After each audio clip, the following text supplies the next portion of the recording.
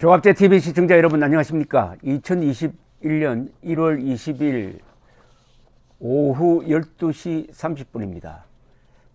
오후 12시 30분, 정오를 30분 넘었다는 말인데요. 이 오후 12시 하니까 조금 오후 12시, 오후 6시, 하여튼 오후 12시 30분이라는 말에 조금 저는 거부감을 느낍니다. 뭐 다른 용어를 썼으면 좋겠어요. 하여튼 정오를 30분 넘었습니다. 이재용 삼성그룹 부회장에게 며칠 전에 파기환송심이 징역 2년 6개월을 선고하고 법정 구속까지 했습니다.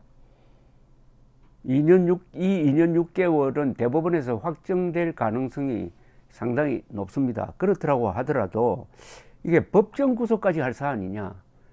법정 구속 사안은 이유는 딱 명백합니다. 형사소송법에 증거인멸 또는 도망갈 염려가 있을 때 지금까지 불구속 재판을 받고 있던 사람을 법정 구속하는 겁니다. 그 이외의 이유는 있을 수가 없습니다. 그 이외의 이유는 형사소송법으로는 있을 수가 없습니다. 그 사람의 죄질이 나쁘다, 좋다 하는 것과는 관계가 없어요. 이것은 절차의 문제입니다. 절차. 이 2년 6개월 실형이 떨어진 것도 충격적이지만 그보다 더 충격적인 것은 법정 구속입니다. 그런데 이 법정 구속을 즐기는 판사가 있는 것 같아요. 법정 구속을 선언해가지고 피고인이 당황하는 걸 보고 무슨 쾌감을 느끼는 사람들이 있는 거 아니냐는 생각이 들 정도로 법정 구속이 요새 유행인 것 같습니다. 물론 정의로운 법정 구속도 있죠. 검사가 봐주려고 꼭 구속을 해야 되는데 구속영장 청구도 하지 않았는데 이 죄질이 참 나쁘다 해서 법정 구속을 선언하는 경우도 없지는 않지만은 요새 유독 문재인 정권의 눈에 들지 않는 사람들을 상대로 한 법정 구속 이게 눈에 많이 떠인다 이겁니다. 특히 1심에서 이 무죄를 선고받았던 김학의 전 법무차관에 대해서 이 정권이 얼마나 불법적으로 위법적으로 출국 금지를 시키는 등 해가지고 괴롭히고 특히 대통령이 직접 법무장관을 불러가지고 수사를 지시했던 그 사건도 1심에서는 무죄였습니다. 그런데 2심에서 징역형을 선고하고 법정 구속까지 해버렸습니다. 바로 그 사람이 이재용 부회장에게 이번에 법정 구속을 선고는 아니지만 2년 6개월에 법정 구속을 시킨 바로 이 판사네요. 정준영 판사. 그리고 이명박 전 대통령의 항소심에서도 1심보다 무거운 징역형 17년을 선고를 한 사람입니다.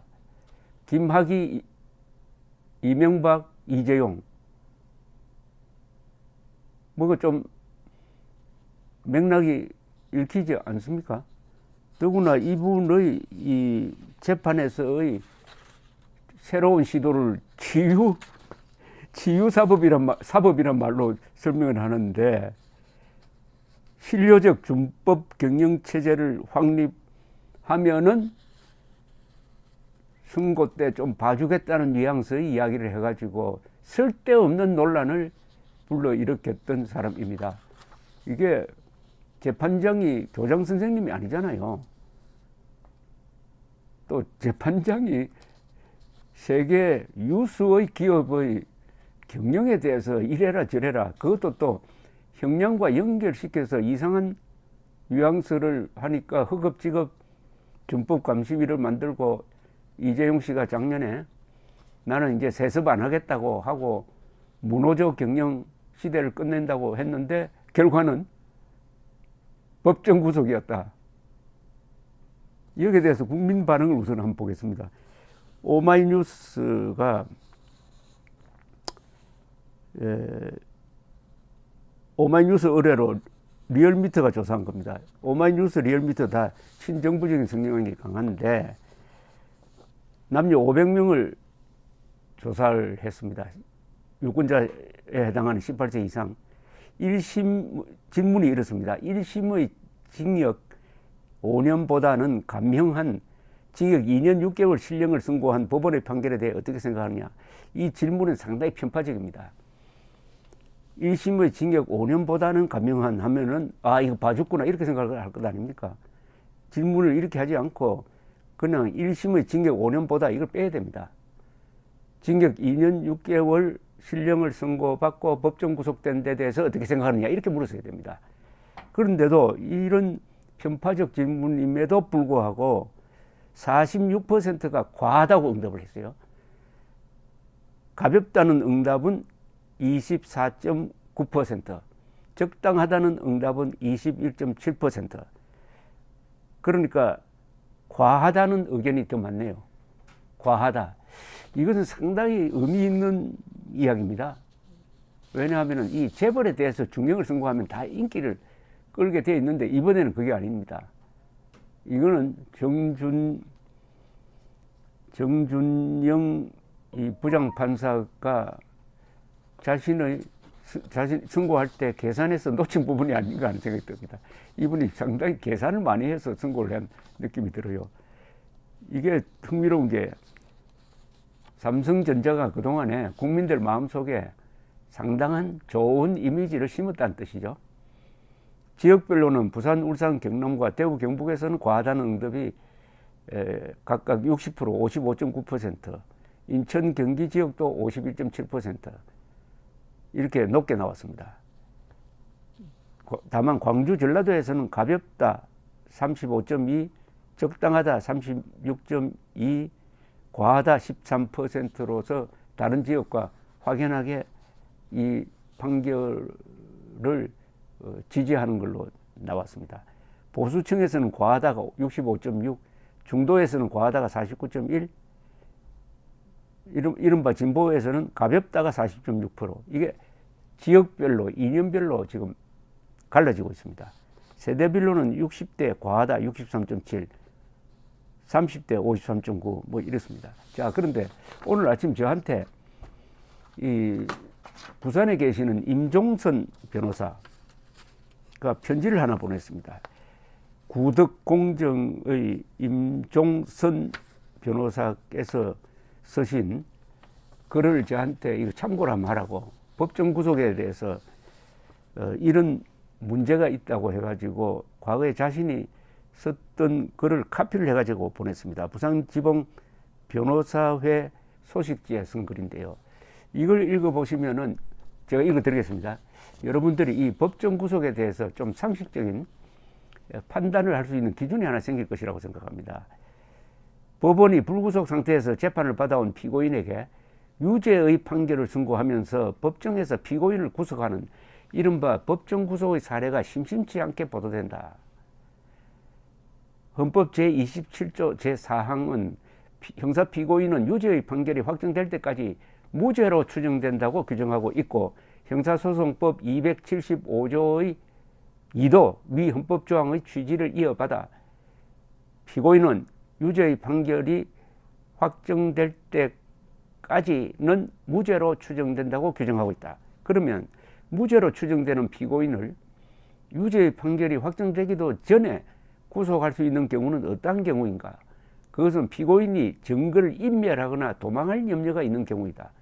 그러니까 유죄의 판결이 확정되기 전에 피고인을 구속할 수 있는 근거는 위와 같은 순전히 절차적인 사유에 있는 것이지, 피고인의 공소 범행 사실이 중하다든지 악질이라든지 괘씸하다든지 등등의 실체적인 사유에 있는 것이 아니다.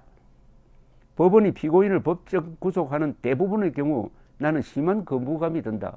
왜 그런가? 그것은 법원이 피고인을 법정 구속하는 사유가 위와 같은 절차적 사유, 즉 도망갈 염려가 있다, 증거인멸에 있다에 있다기보다는 위와 같은 실체적 사유, 즉 범행이 중하다든지 악질이라든지 괘씸하다든지 하는 데 있다고 보여지는 경우가 대부분이기 때문이다. 즉 법정 구속에는 상당한 감정이 실린다는 겁니다. 법정 구속은 절차적으로 이루어져야지 감정을 담아서 하면 안 된다는 뜻이죠.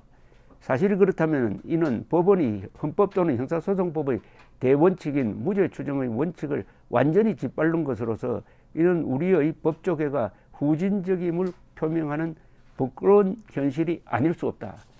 잘 아시겠지만 미국에서는 살인을 저질러도 보석금을 내면 불구속 재판을 받습니다. 불구속. 물론 특이한 경우에 예컨대 테러 범죄자라든지 이런 경우는 다릅니다만은, 그런데 이재용 씨가 진짜 도망갈 염려가 있습니까? 증거 인멸할 염려가 있습니까? 수년간 재판에서 나올 증거는 다 나왔고 다만 판단만 남았습니다. 그런데 왜 법정 구속을 하느냐 이겁니다. 왜 법정 구속을 하느냐. 제조업 기준으로 매출액 세계 4대 기업입니다. 그리고 코로나를 맞아가지고 열심히 해가지고 기록적인 지금 영업 실적을 남긴, 그럼 이거는 법정 구속 안 해야 될 사유가 훨씬 많잖아요. 법정 구속을 안 해야 될 사유가 100개라면 법정 구속해야 될 사유는 나는 하나도 없다고 봅니다. 그런데 이 봐줄 것처럼 하다가 갑자기 법정 구속을 했다. 여기에 합리적인 이해가 가능하느냐 이겁니다. 합리적인 이해가. 경영 잘하라고 충고한 것 자체도 말도 법정 구속도 말도 아니고 이 양쪽이 다 극과 극입니다. 이게 진실이라는 것은 둥글둥글한 겁니다. 이 진실이라는 것은 이 기하학적으로 이야기하면은 굉장히 균형이 잡힌 대칭적인 그런 어떤 모습입니다. 우리가 아주 아름다운 건물이라고 할 때 그게 다 핵심이 황금 분할 등등 해가지고 균형이 잡혀 있는, 사람도 마찬가지입니다. 어떤 사람의 행동이 들쑥날쑥하면 안 되잖아요. 판결도 들쑥날쑥하면 안 되잖아요. 판결이 들쑥날쑥하는 순간에 억울한 사람들이 생기고 또 범죄자는 도망가고 합니다. 이게 온전해야 됩니다. 그래서 법이란 것은 가혹한 것 같고 한편으로는 정의를 세우는 이런 양면이 있지만은 법은 그런 법정신을 제대로 살리면 아주 균형이 잡혀가지고 이 판결문이 아름다울 수도 있다고 합니다. 좋은 판결문은 저는 문학 수준이라고 보는데, 이 정준영 판사의 이 판결은 지금 제가 소개해드렸던 대로 일반 대중도 납득하기 힘들다는 겁니다. 일반 국민들의 다수가 너무 과하다 라고 판단을 했다는 것, 이걸 정준영 판사가 어떻게 생각하고 있을지 모르겠지만 이미 지나갔습니다. 이 사법사상 이번 아주 중요한 판결입니다. 여기에 정준영 판사가 자기 이름을 새겼어요. 잘 지워지지 않는 겁니다. 앞으로 이게 어떻게 학자나 전문가에 의해서 이 판결이 해석이 되고 평가가 될지 그것도 궁금한데, 어찌하였든 실형 선고보다 더 충격적인 이 법정 구속, 세계 4대